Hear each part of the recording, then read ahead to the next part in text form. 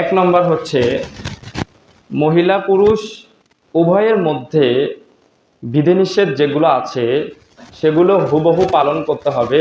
একটু কম বেশি করলে তার সিয়ামের মধ্যে ত্রুটি দেখা যাবে। সিয়ামের মধ্যে কি হবে? ত্রুটি হবে যদি কম বেশি হয়। যেই বিধিবিধানগুলো আল্লাহ সুবহানাহু ওয়া তাআলা বলেছেন, মুহাম্মদ সাল্লাল্লাহু আলাইহি ওয়াসাল্লাম দেখিয়েছেন, তার থেকে যদি ত্রুটি হয় তাহলে সিয়ামের মধ্যেও ত্রুটি হয়ে যাবে, সওয়াব কমে যাবে।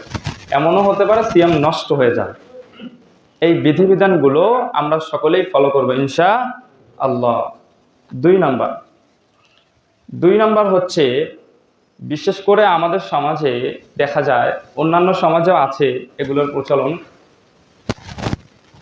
মহিলা মা বোনরা যখন কয়েকজন এক জায়গায় হয় তখন অন্যের গীবত করা শুরু করে দেয়।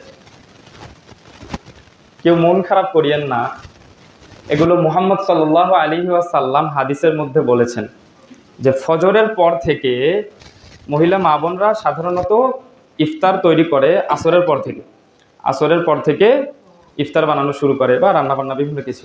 কিন্তু আসরের আগ মুহূর্ত পর্যন্ত যে সময়টা পায়, দেখবেন কোথাও দুই একজন মহিলা এক জায়গায় হলেই কারো না কারো গীবত করতেছে, নিন্দা করতেছে।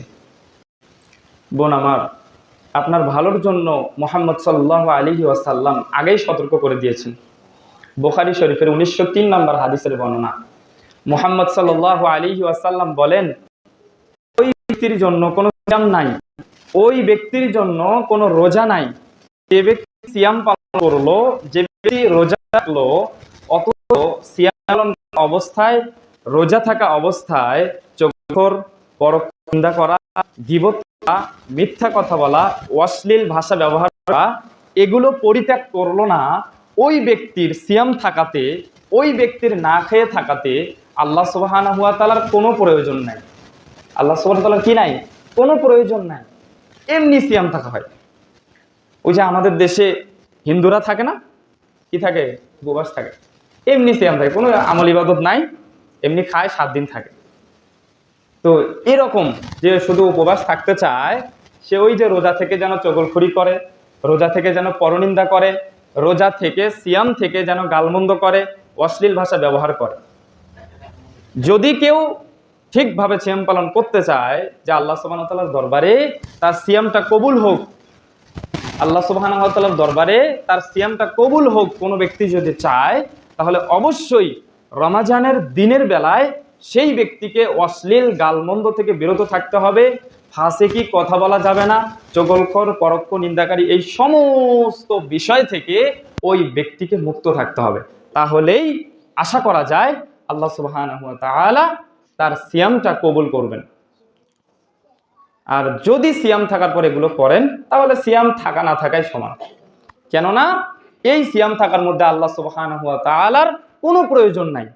বুখারী শরীফের 1903 নম্বর হাদিসের বর্ণনা।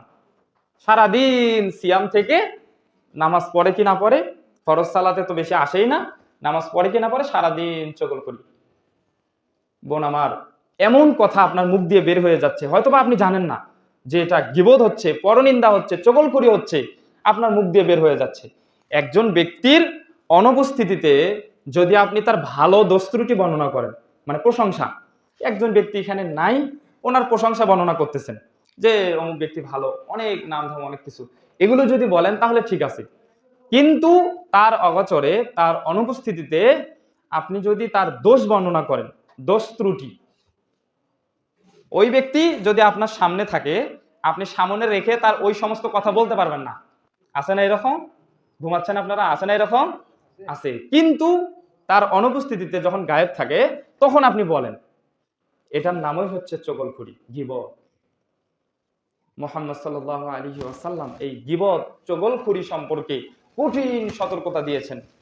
যে ব্যক্তি গীবত করে, চগলখড়ি করে, সেই ব্যক্তির সম্পর্কে আল্লাহ সুবহানাহু ওয়া তাআলা সরাসরি কোরআনে ঘোষণা দিয়েছেন, ওই ব্যক্তি হাবিয়া নামক জাহান্নামের মধ্যে থাকবে না, আউযুবিল্লাহ। সরাসরি জাহান্নামের নাম পর্যন্ত বলে দিয়েছেন, কোন জাহান্নামে দেয়া হবে, জাহান্নামে যাবে তবে কোন স্থানে থাকবে, কোন জাহান্নামে থাকবে, আল্লাহ এটাও বলে দিয়েছেন। এজন্য আমাদের উচিত হবে এই রমজান মাসকে কেন্দ্র করে, বিশেষ করে রমজান মাসকে কেন্দ্র করে আমরা গীবত, চগলখড়ি, পরনিন্দা সব থেকে নিজেকে হেফাজত রাখবো, মুক্ত রাখবো। এই রমজান থেকেই অভ্যাস করতে হবে যে রমজানে যেমন কারো চগলখড়ি করি নাই, কারো পরনিন্দা করি নাই, গীবত করি নাই, এই অভ্যাসটা থাকতে হবে রমজানের পরেও। রমজান কিন্তু মানুষকে শিক্ষা দেওয়ার জন্য আসে। আবার এমনটা করিয়েন না যে রমজান মাসে ভালো হয়ে গেলেন, চগলখড়ি, গীবত সমস্ত কিছু ছেড়ে দিলেন, আবার ওই যে চাঁদ রাত বলে না, ঈদের দিনের রাত থেকে আবার শুরু হয়ে গেল, আপনার রোজাও শেষ, সিয়াম শেষ, শিক্ষাও শেষ। এরকম হলে হবে না। সিয়াম মানুষকে মুত্তাকি বানানোর জন্য এসেছে, লাআল্লাকুম তাত্তাকুন। রমজান মাস হচ্ছে শিক্ষা নেওয়ার মাস। আল্লাহ সুবহানাহু ওয়া তাআলা আমাদেরকে আবারও এই রমজানকে কেন্দ্র করে ভুল পথ থেকে সঠিক পথে ফিরে আসার একটা সুযোগ করে দিয়েছেন। সকলে বলে আলহামদুলিল্লাহ।